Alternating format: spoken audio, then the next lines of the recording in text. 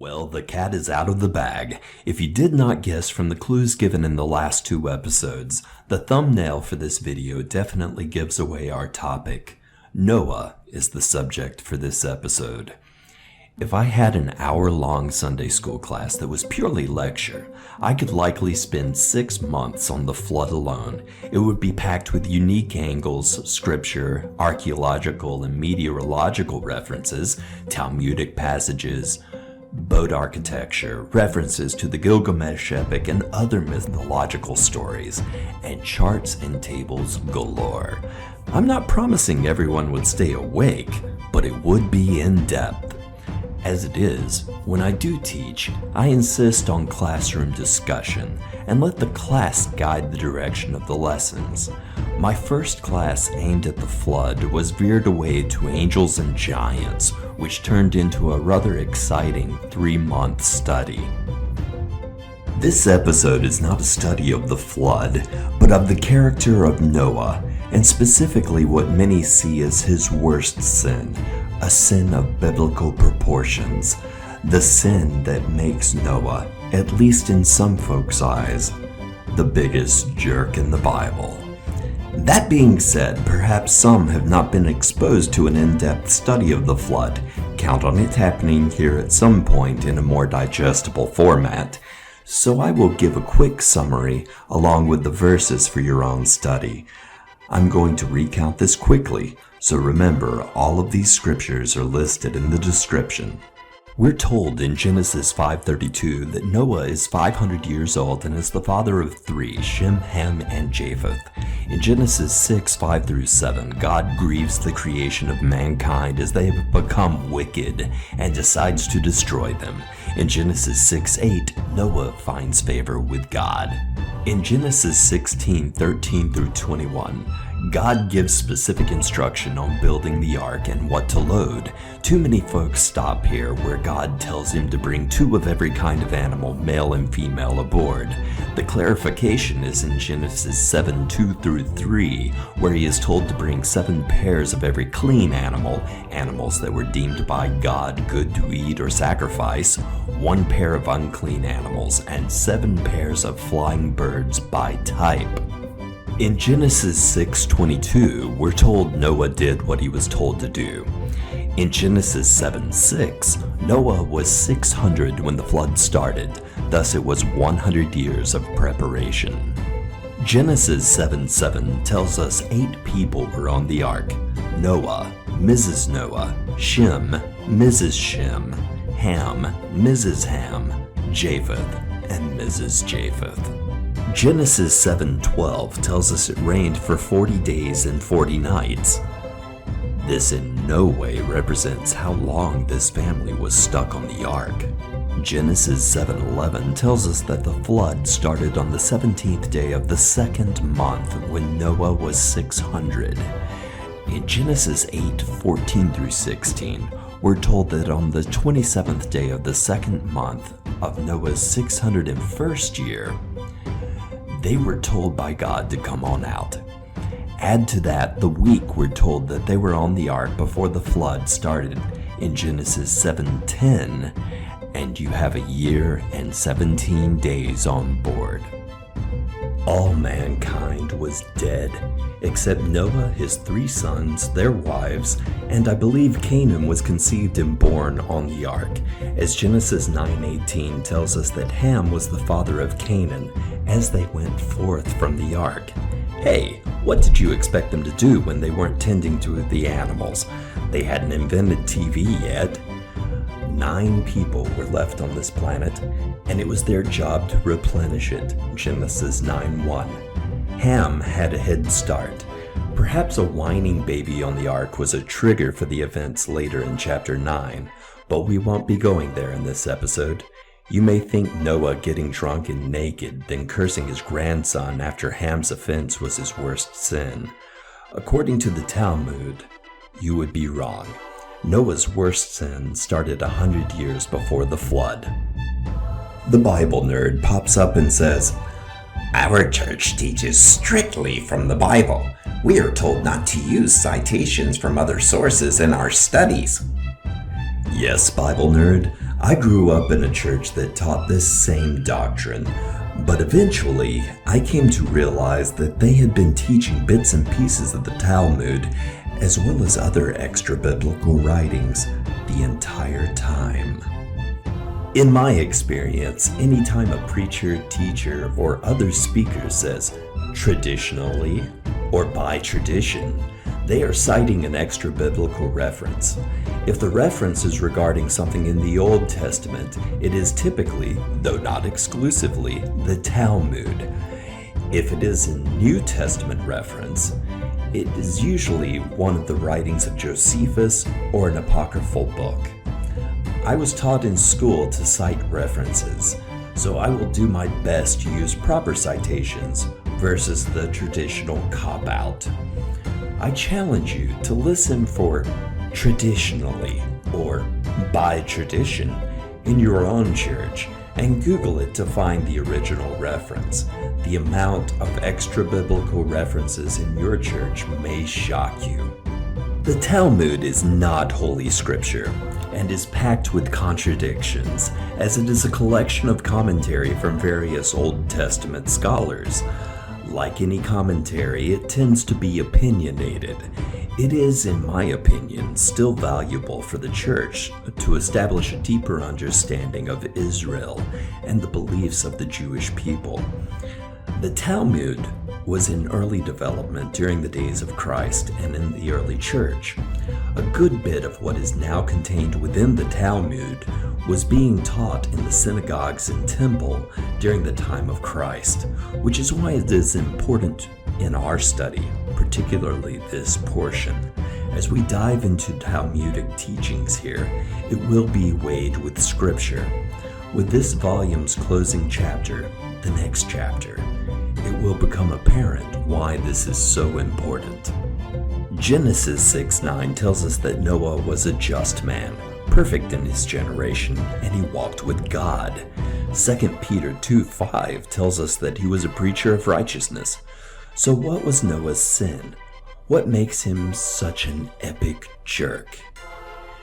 As we've already established, he had 100 years to build the ark and prepare for the flood. We must assume his sons and perhaps others took the brunt of that work.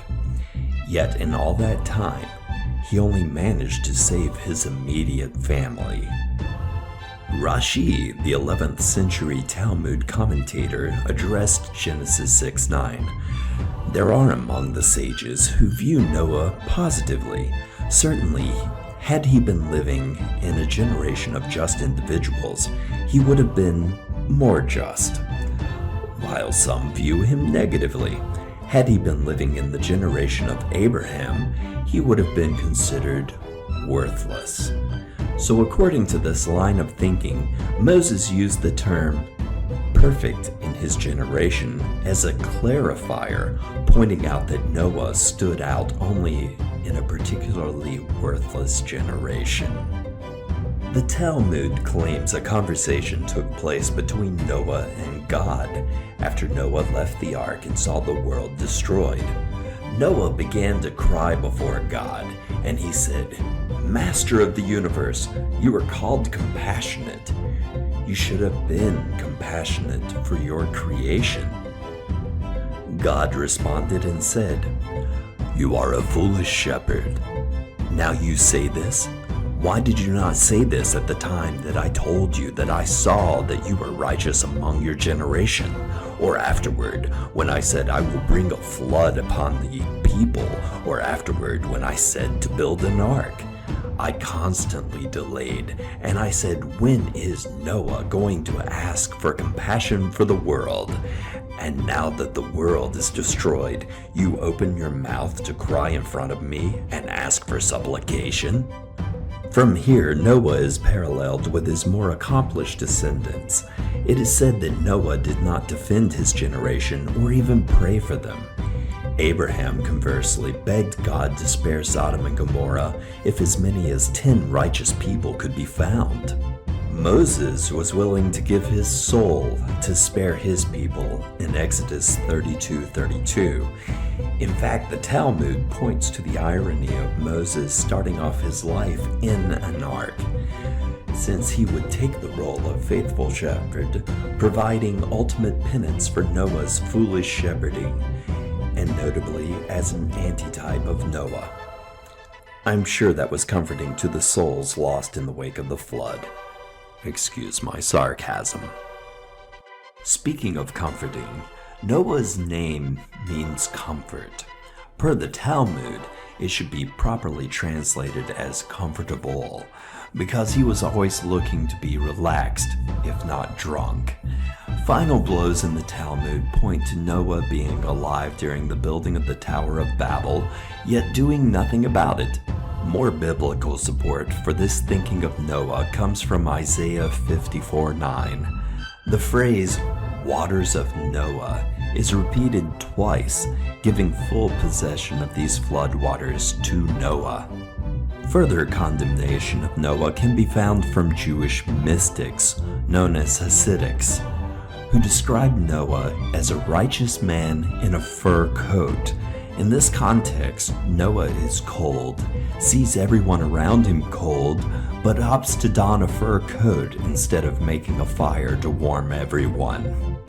Does this horrific take on the character of Noah contradict 2 Peter 2:5, where he is described as a preacher of righteousness?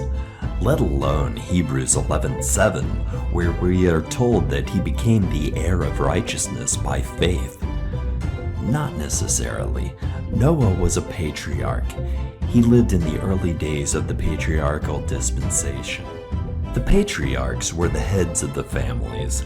The fathers, it was their job to share the word and ways of God with their descendants by mouth. This dispensation ended with Moses, when the law of God was established and he penned the Torah, the first 5 books of the Bible. Adam was the first patriarch and the first father of all mankind. His son Cain would have been the second patriarch, but he murdered his brother and lived in exile. Thus Seth took the title.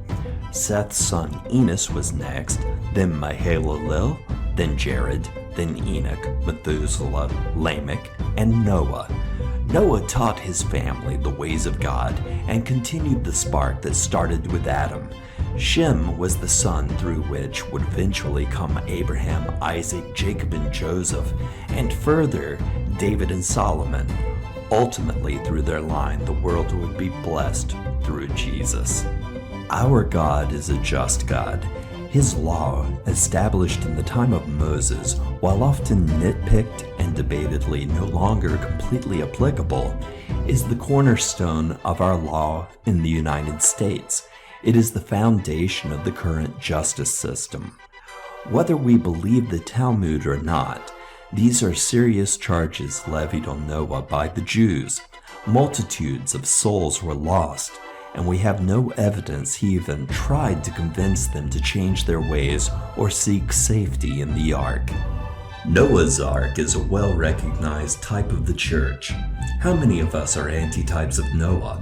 Do we make ourselves comfortable with our church family while leaving everyone else exposed to the elements? If we don't want to be a jerk like Noah, we need to get uncomfortable and think about how to get more folks into the ark. Penn Jillette, half of the infamous Penn and Teller Act, an outspoken atheist, spoke about this 9 years ago in a video regarding a man who gave him a Bible. He said, "An atheist will think people shouldn't proselytize. Just leave me alone and keep your religion to yourself." Then he proceeded to say, "How much do you have to hate somebody not to proselytize? How much do you have to hate someone to believe that everlasting life is possible and not tell them that?" I've included the link to this inspiring video in the description. According to Talmudic philosophy, countless souls in the pit were never offered salvation by Noah. Their souls scream out for vengeance against Noah and object to any eternal reward he may receive. How many souls will call out your name or mine in the same way? Does God hear their cries? Will they be called as witnesses for our final judgment? Perish the thought. The next and final episode of this series will be subtitled The Afterlife Part 2. We'll discuss how things have changed for the afterlife, when that change happened, and a story about Jesus that is rarely told. Episode 5 will tie together all of the episodes in this series, and you will recognize the running theme. Special thanks goes out to Charla McKannan. Thanks to her, the Christian Armament now has beautiful and original artwork. Thank you, Charla. Like, comment, and subscribe. Hit that bell to be notified of the next lessons. Please share this far and wide.